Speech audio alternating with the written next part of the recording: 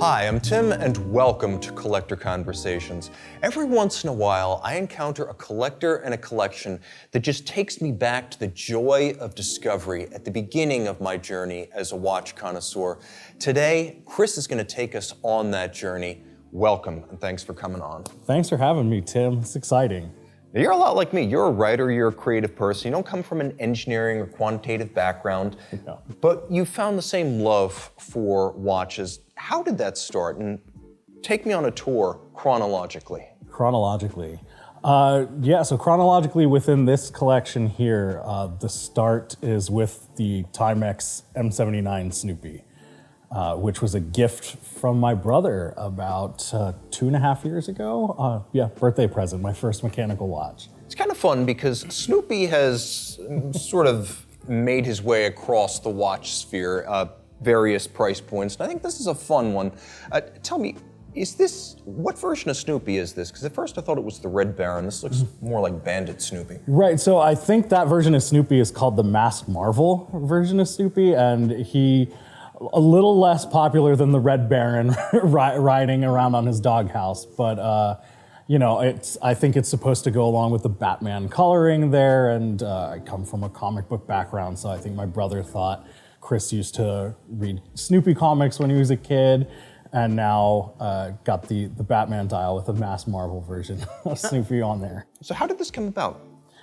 It was my birthday, and my brother was the watch collector before him. I had always liked watches, but I had, Darth Vader quartz watch when I was 6, and then bought fossils all the way up, mostly I'm a colorful person. I'm very subdued today, but colorful person. And eventually he was like, you know what, I want to buy Chris a mechanical watch, and went down the rabbit hole after that. Yeah, without a doubt. So you've got a Miyota movement, a steel case, you got a lovely 70s dive style. The strap, though, I'm thinking that's not OEM. Did you add that after the fact? I added that. No disrespect to Timex at all. The clasp on the original broke very quickly. And so I was like, I want to find something that I like the look of that on, and I found a Barton Red strap to put it on, and it's been on that ever since. I mean, it looks fantastic. You got the black, the silver, the blue, and the red. Like you said, you're a colorful person. Right. So once you got over the hump of that first watch, this one was a gift. When did you start buying watches for yourself, and where did that lead you?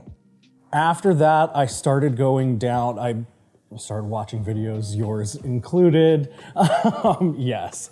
Was very influenced by videos online, but made my way into the kind of independent and micro-brand space. I found that people were coming up with these really interesting watches that are very well made, but look different from the norm. And I got addicted to that, and you see there are a few of those kind of here as well.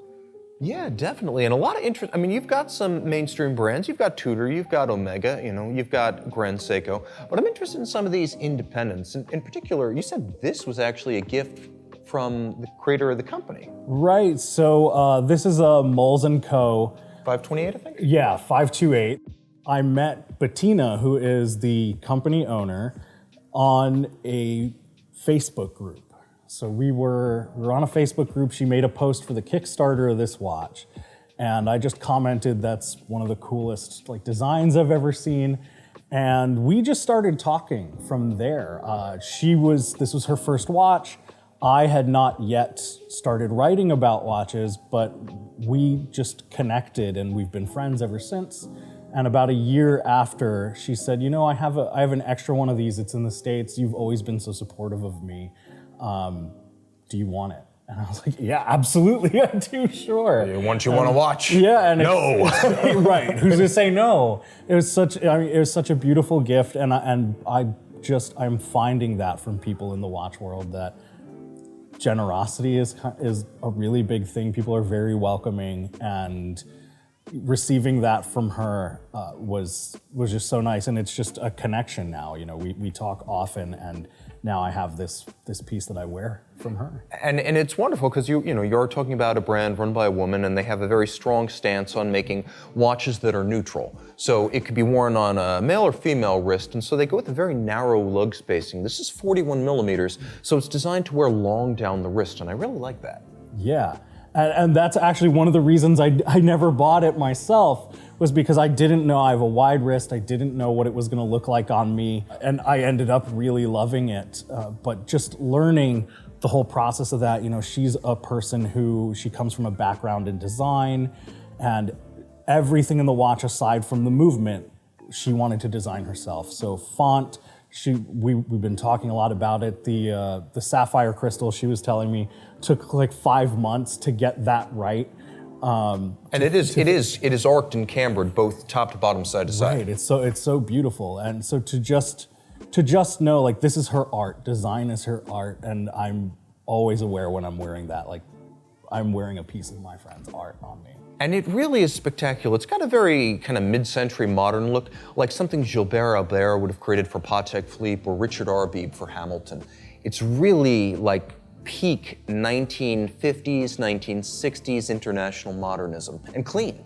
Oh yeah, and she's got a new one coming out in the next few months. I think the 369, that is more of an integrated bracelet style, but still very much her own unique look and design. And I'm very happy I have the first model. Very cool, and 100 meters water resistant, a Sellita SW200 mechanical caliber. This is a very versatile watch. This is the kind of thing that makes the watch world great, because design-wise, it's just brilliant inspiration, and an independent creator with something like this is just a credit to the scene. It doesn't take $1 million to make a really cool watch. Right, no, it doesn't at all, and that's what I'm seeing looking at a lot of these independents and micro brands is you can own such beautiful, thoughtful watches for reasonable prices. It's really great. And so that's the launch edition. So you're one of the plank owners, to use an old Navy term. You were there at the beginning. Right. Where did you go from there? Or, I mean, maybe I'm in the wrong order, yeah, so these are all mixed in.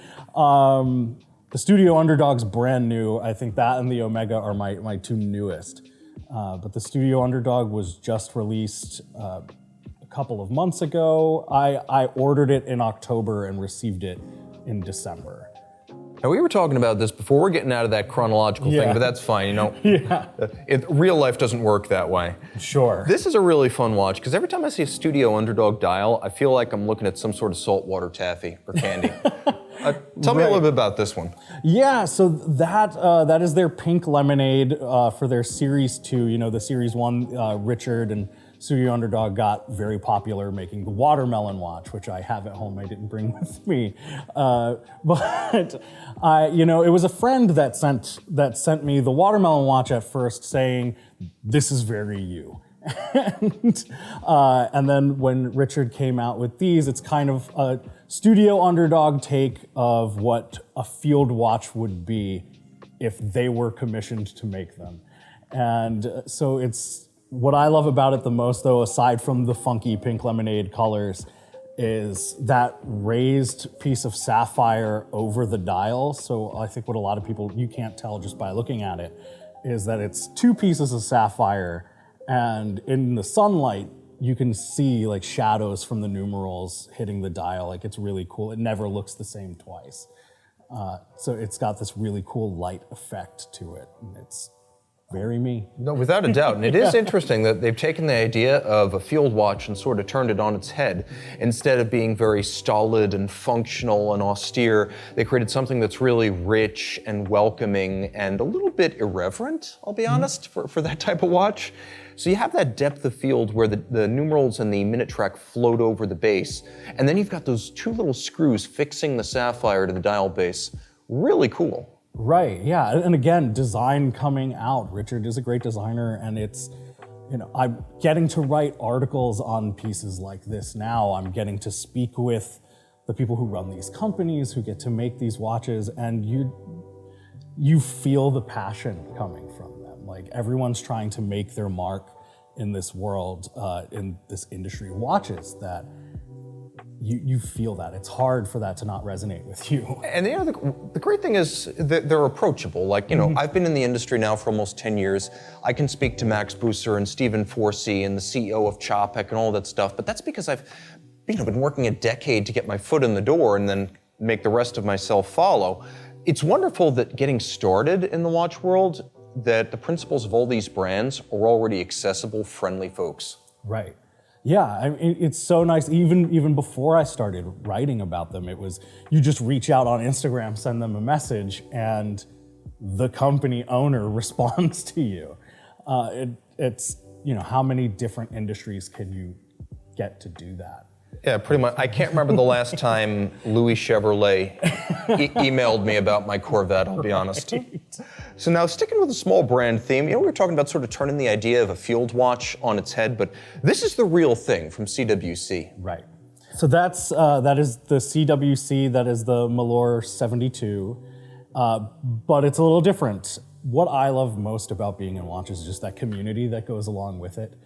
The friends that I've made in 2 years of just being heavily involved in this. And this is a Redbar Raleigh club watch. So I was looking, I'm in Virginia Beach, but I was looking at, where I want to get involved in a community. I want to talk about watches because my friends are just sick of hearing it. For me, I'm sure no one can relate to that. But yeah, my friends are a little sick of it. So I was looking for a community. And the closest to Virginia Beach of a Redbar group is Raleigh, so 3 hours away. Yeah, a convenient hop, skip, and a jump, right? I do make the drive to make as many of the in-person meets as I can. But yeah, our first club watch came out last year, and it's the difference between this one and the regular one that CWC sells is we got the barber shop kind of like seconds hand, and then we have the R. Yes, right down at 4 o'clock there. We have the flat R instead of the flat 4, so it's just that 4 reversed with the little R as our logo, and I had to have it when they put it up on sale. I think there are maybe like 30 or just over 30 of us who have this, and it was my friend Brian who actually drew this piece who helped to come up with the difference in design of that and the original. And it's a really fun piece because it's got just a little bit of quirkiness to it. Right. But from an arm's length, it's still very much the Model 72. It's designed after their original 1972 design, Cabot Watch Company, and military supplier. They still make an occasional military watch today. Sort of from the same universe as something like a Marathon G-SAR. Mm-hmm. And I believe Hamilton they have a watch that is very similar to Hamilton khaki pilot. I can never remember the name order. It is very, very similar to some of the Hamilton khaki models in that it's a field watch. It's sort of the spiritual descendant of something like a Dirty Dozen. Right. So it's really cool. When I don't have it on a white and red strap, it actually blends in a little bit better. You got kind of like the candy cane treatment right there. But it's a good look. It's a good look, It's irony. We appreciate irony. Now, color is a theme I see across your collection, and they don't get much more colorful than this. SBJ 413 Cherry Blossom from the 2019 Grand Seiko Seasons collection. That is definitely not a Grand Seiko strap. So tell me the whole story, watch and strap. Right. So yeah, the story to that was, I think, as a lot of people do, I think when they get into watches, they go down a very similar rabbit hole of, I'm getting into watches, I love these mechanical movements, and my first brand that I was looking at was actually Omega. It was a Speedmaster. I'm a big sci-fi guy. Want the Moonwatch, so would go to the AD every week looking at the Moonwatch, and then tried on Grand Seiko one day, and I was like, I think this is more me. And I just love how the closer you look at Grand Seiko, the more you see. It doesn't end with just that glance. The closer you get in, the more you see like those stark lines on their indices. You see the beauty of the dial come out more. And then just that spring drive movement. I think the joke is that, every Grand Seiko owner can't wait to tell you about the spring drive movement. Oh, it's true. And the dial. Yeah, the dial's beautiful. it catches me off guard all the time when I wear it. Depending on the lighting, it looks totally different. Goes from white to silver to pink all the time. I can never seem to get the pink to come out in photos. Maybe you guys did, but I can never get the pink to come out. But yeah, it just took me in. I love that it's really light, very wearable. Titanium, yeah. Titanium, yeah. And I do like the bracelet it comes on. I know a lot of people have their druthers about the bracelet, but I have a friend on Instagram actually who told me about these metallic looking straps from. It's almost like the yeah. I mean, you can see right here. It's yeah, it's the Has No Bounds. Yeah, There we Has go. No Bounds was the company, and you know I have a big wrist. Their straps are a little small, so I reached out to them and they made one that fit me. So yeah, I loved how it looked. yeah, the metallic On the red metallic. alongside the cherry blossom dial. Right. And I love that you say you see more the closer you get, because I've always found that one of the features of great watch design is that regardless of price, the watch should get more interesting the closer you get. A bad design is always the opposite, whether it's architecture or watches or cars. But this has that, and it doesn't cost $100,000 to get that kind of attention to detail. No, for sure. It doesn't at all. And it just blew me away. The case finishing, every aspect of that watch just blew me away. When it was the first time I had seen Grand Seiko in person, and yeah, fell in love. Like a lot of people have, I guess, with the brand. Just so beautiful to look at that watch. That's my watch that I catch myself. Definitely check out Has No Bounds strap, because I haven't seen, this is almost like wrapping paper. This is almost like wrapping paper at Christmas, the metallic sheen on that strap. Right, and it's not cheap at all. It feels very, like it's very soft. There's no break-in period to that. I plan on getting more because they make that in like a purple kind of plum color, a salmon color, and I feel like all of them would go well with this watch. Oh yeah, and the way it weathers, almost the weathering is just as interesting as the way it looks new. So you really do like to make these watches your own, and I could see that probably more than any other watch on the table. You actually took the bronze bracelet and you made it disappear. So tell me about your Black Bay 58 bronze. Right, that is my favorite. Definitely favorite watch on the, maybe arguing the Casio here, which we'll get into. But that watch led me not only into diving deeper into the watch industry, but into getting involved in the watch industry. Gonna get a little personal here. Please, we're all friends here. So yeah, I visited the Tudor boutique in New York, and I was interested in that watch. They didn't have it. I put my name on a wait list. I was still so new to watches, I didn't know how that would work. And some time went by, they eventually gave me a call to buy that watch. And coming back to my brother, we were sitting at a brewery in Chesapeake, Virginia, just drinking beer, and I got that call, and I'm like, can I let you know within the day? And they're like, yeah. Turned around to my brother, told him it was for that. He's like, buy it, you deserve it. And so I did, but it was off the heels of being diagnosed with ADHD late in life.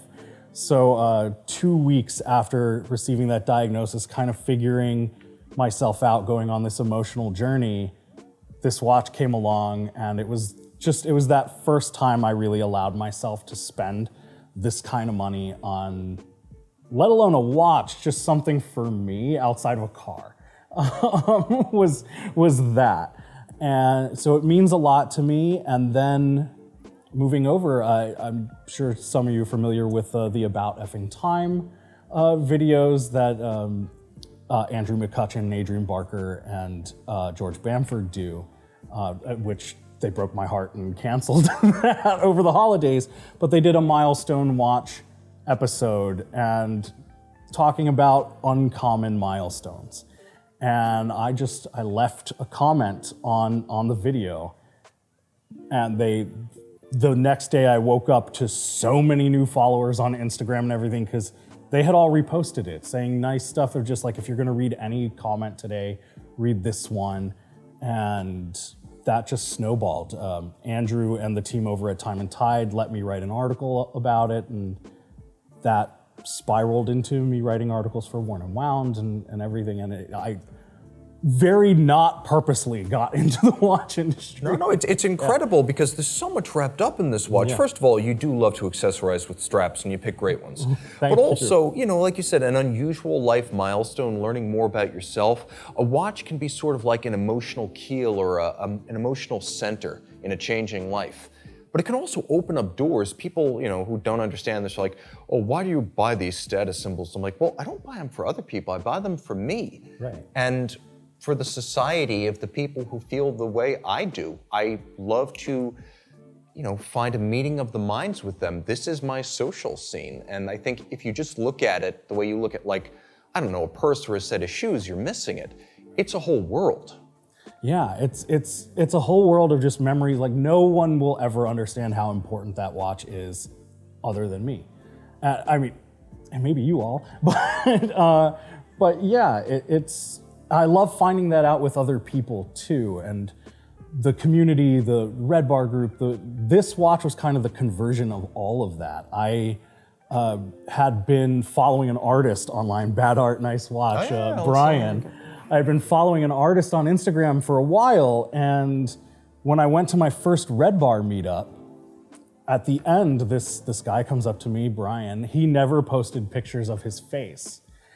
I had no idea he lived in Raleigh, North Carolina. I didn't know where he was from, but he came up to me and he's like, "You're Chris from Popping Crowns on Instagram, right?" And I'm like, "Yeah." And he's like, "Oh, Bad Art, Nice Watch." I'm like, "No way." Like, no way. He's like, "Yeah." So we connected, and since then we've kind of gone down this journey together of I'm a poet by if you could call poetry a trade. I call it a vocation. It's a vocation.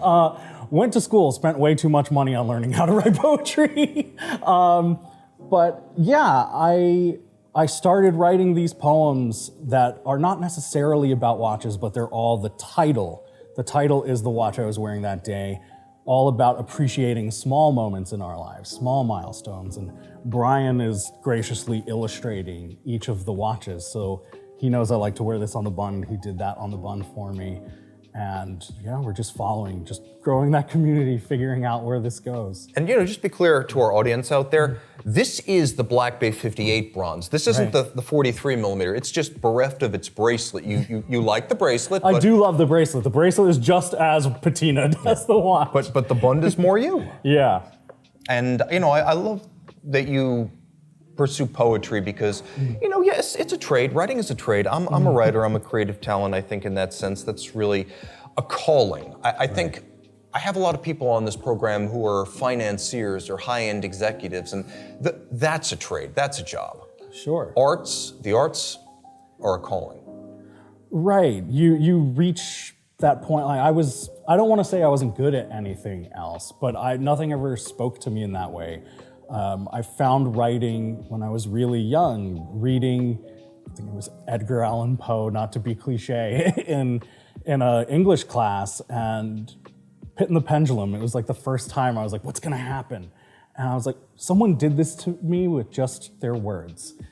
And I feel like I'm always living the chase of that, trying to connect with other people through thoughts, feelings, experiences that I have. And watches, I feel like, are poetic in that way too. You connect with people through their memories, their thoughts, their feelings, and the art of Yeah, I mean, let's face it, no one needs a watch that looks like this. In the era of phones, no one needs a watch, period. This is a very emotional hobby. Yeah. And while there is, I suppose, engineering at the core of it, we're all here for the emotions and the memories and the friends and the community.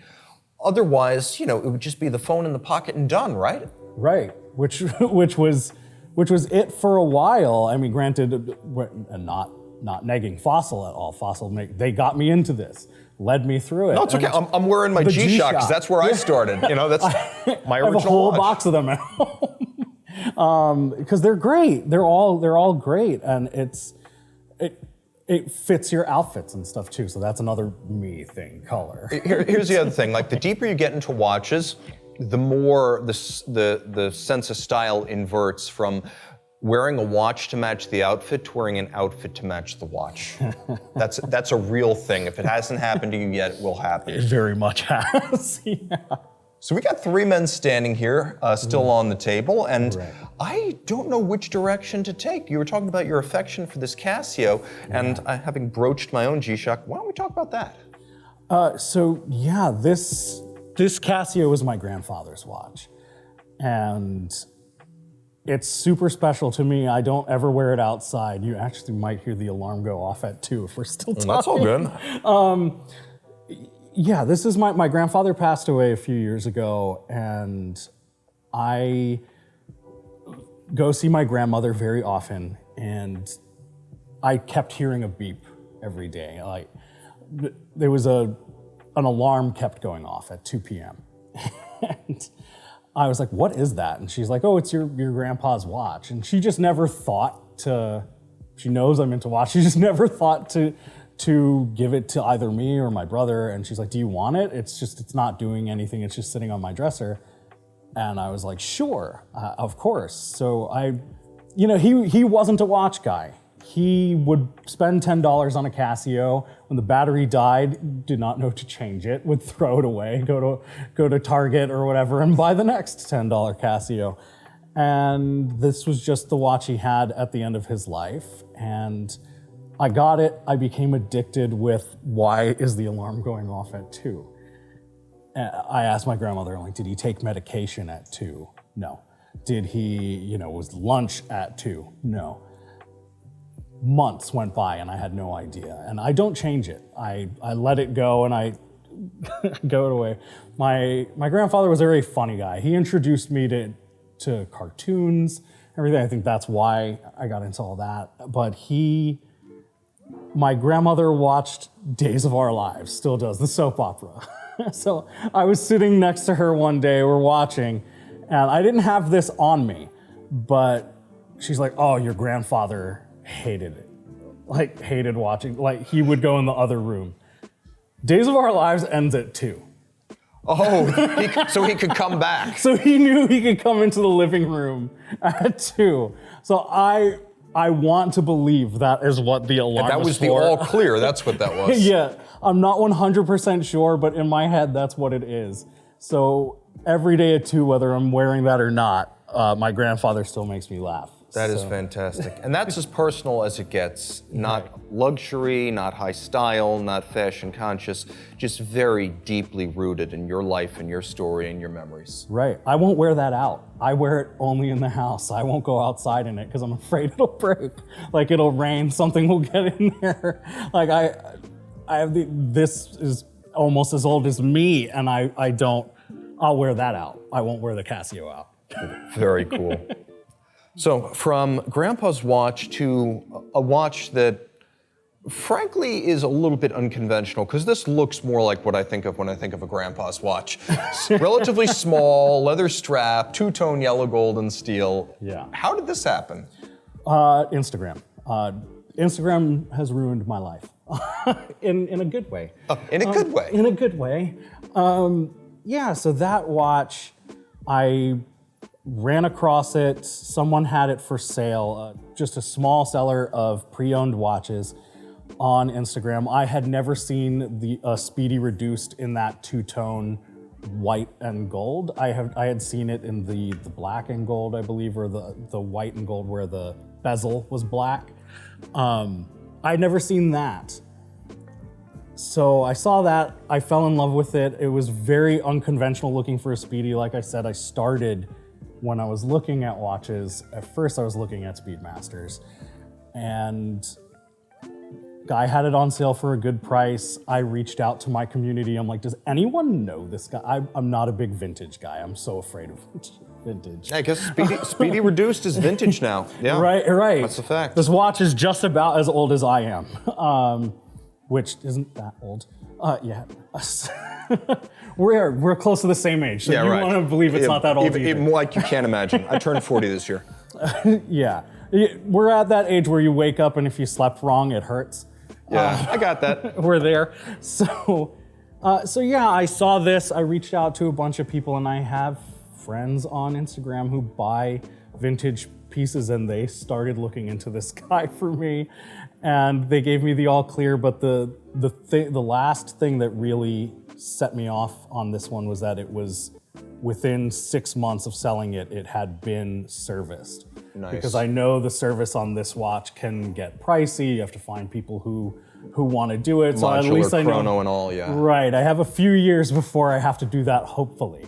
So yeah, saw it, loved it. I know it's kind of got the grandpa strap on it, but it's a really nice Omega strap. I don't think it is the strap that watch came on, but great price. It's a great look. I think like a two-tone watch from the 80s or 90s looks awesome on a strap. Right, and this has become kind of like my fancy watch. When I get dressed up to go somewhere, this is the watch that I'll wear now. And I feel like a lot of people would say that would go to Grand Seiko or something else, but I will argue to the death that this is not a dress watch. Not the way you got it strapped up. No, that's definitely for sure. not the way I got it strapped up, but it's screw down crown, it's water resistant, it's titanium, it can be anything. Whereas this, I baby it a little bit. I don't want to break it. Yeah, and it's a small watch that makes a big statement. Like, you're from Virginia, but this feels more Miami Beach than Virginia Beach. Yeah, I don't know how I would fit into Miami. I think I wear the pink neon enough to where maybe I could fit into Miami Beach. It's a different mindset. Right. But I do like that you got an Omega buckle on it. That's cool. Right. Yeah. And this is how he sold it. It's what it came on. I bought an aftermarket bracelet for it, but I don't like it on that quite as much. I like it on the strap. Yeah, you are across the board straps, color coordinated here. Farrer, another smaller brand. You've got a lot of interesting brands here that have a lot of design punch for the money. Right. And I think Farrer's kind of made its name in that more than anyone else. Right. Farrer has become that. I don't think they've released a watch I don't like, which makes it very hard when you're not trying to empty your bank account. I like all of their stuff. And this watch was so cool because I went to my first wind-up watch fair. This was before I started writing for Worn and Wound. I went to a wind-up the year before just as an enthusiast, as a collector, someone really into it. And the nice thing about going to these watch fairs is the guys who own it are right there. The guys and girls who own these companies are right there to answer your questions. And it just became so apparent to me that Farrer, I feel like they love to take something traditional and make it a little modern and fun, which you see in a lot of their different watch lines. When they switch colors, they are also switching the dial. So if you buy a watch in a different color, the dial is also different. So you're not just getting the same watch in a different color. They really mix it up. And to me, that broke tradition in all the best ways. Yeah, and it's interesting just to look at the quality of the detailing on the dial. You've got these sort of applique solid blocks of lume. You've got a California dial with the Romans and the Arabics. The top has a little sort of an ecru seconds track. The bottom has sort of a cyan seconds track. There's a crosshair. The hour and minute track is raised almost like a chaptering over the center dial. There's a lot going on there. Sure, yeah. There's a lot of depth to that dial. The crosshair was something I didn't realize till after I bought it. So it's good you got more than you bargained for. Yeah, so we can see sometimes how much I look at a watch before I pull the trigger. But yeah, I tried that one on. I ordered it from them on the spot, and it's really legible, like a pilot's watch is, but just the California dial, the green. I didn't have a green watch before I got that, and everyone knows green watches are the thing for like the past however many years now. Yeah, the green watch thing, it was the highlight of my life in watches. It's my favorite dial color. It's in its 14th minute and 59th second of fame, so I'm gonna enjoy the last lingering kind of embers of the green watch movement, but this is a really nice piece. This green will stand the test of time. Right, I hope so. I mean, I don't see it leaving my collection anytime soon, so very nice. I really love it. And you kept their strap. Yeah, I kept their strap. Their straps are great. I bought the mesh bracelet from them for that too, so I have that on the mesh every now and then. But, green and green. wearing a green outfit, sometimes like to color code, or maybe yellow one. I'll go to. I don't blame you. Once upon a time, this was green. It's faded. It's forest now. That's way more than patina. It looks like you're going hunting. I wouldn't take a picture of that closer than 5 feet. That has the sexiest seconds hand I've ever seen, that's for sure. Right. So what does the future look like? What is the Grail? Like, let's shoot the moon, price be damned. What would join this stable? Oh boy. When we're talking Grail, I think I'm all over the place. I'm looking at brands like, not a Grail, but definitely within my reach, things like Nomos. I love how they play with color too. They have such unconventional, I mean, to me, unconventional looking watches when you look at their pinks and their greens and blues. But then, say Grail, you know, we were looking at Longa earlier. Oh, the Zeitwerk. The Zeitwerk. That's my Grail. That's a Grail. That's a Grail. I mean, you want to combine incomes. Maybe we could do it one day and share custody. Okay. Let's make it happen for this guy. It's going to be the first Zeitwerk on like a Velcro strap. Right. But I like that. And then I tried, we're talking Grail still, I tried the Vacheron 1921.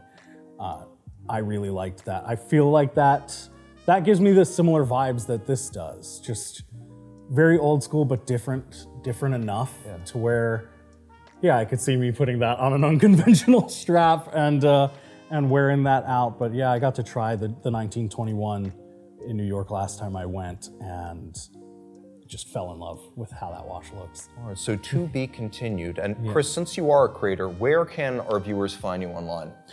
Yeah, so you can, my Instagram account is at Popping Crowns, and I write mostly for Worn and Wound these days, so you can find my articles on Worn and Wound. I love to interview people, do the occasional watch review, but I really love this. It's strange to be on the other end of an interview, so I really appreciate this. It's been an absolute pleasure, Chris. Thank you so much. Thank you so much. Thanks.